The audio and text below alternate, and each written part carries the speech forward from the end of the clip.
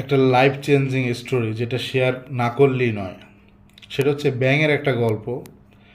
ব্যাঙের একটা মানে বায়োলজিক্যাল একটা অভ্যাস আছে, সেটা হচ্ছে আপনি যদি এটা গরম পাত্রে, এটা আমার মনে হয় গল্পটা অনেকেই জানেন, খুব পপুলার একটা স্টোরি বা মানে সত্য ঘটনা, যেটা আর কি ব্যাঙের একটা বায়োলজিক্যাল হ্যাবিট। সেটা হচ্ছে আপনি যদি এটা গরম পানিতে, হঠাৎ পানিটা গরম আছে, আপনি যদি ব্যাঙটাকে পানিতে ছেড়ে দেন, ব্যাঙ কিন্তু কী করবে, গরম পানি থেকে লাফ দিয়ে উঠে যাবে, আপনাদেরকে পানিতে ফেলতে পারবেন না, সে লাফ দিয়ে সাথে সাথে উঠে যাবে। কিন্তু ধরেন একই সিস্টেমে ধরেন আপনি একটা পাত্র রাখলেন ঠান্ডা পানি, ওখানে ব্যাঙটাকে রাখলেন, রাখার পরে আপনি আস্তে আস্তে গ্যাস বাড়াই দিলেন এবং পানিটা আস্তে আস্তে গরম হলো, তাইলে আর ব্যাঙটা সেখানে লাফ দিবে না, সে পানি গরম হইতে আস্তে আস্তে সে ওই গরম পানিতেই মারা যাবে।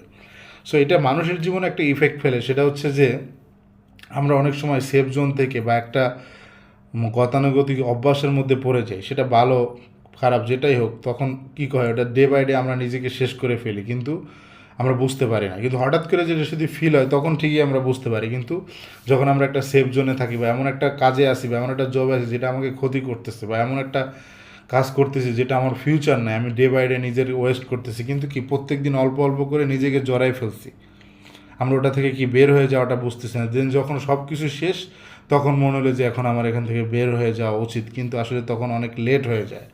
সেটা সম্পর্কের ক্ষেত্রে হতে পারে, একটা আপনার টক্সিক রিলেশনশিপ হইতে পারে, বা আপনি একটা জব হইতে পারে, একটা বিজনেস হইতে পারে, যেটা আপনি কি বুঝতেছেন, বাট কি আস্তে আস্তে করে একটা সময় সেটা কি টক্সিক বা খারাপ পরিণত হয়েছে, বা আপনার একটা সেফ জোনে পরিণত হয়েছে।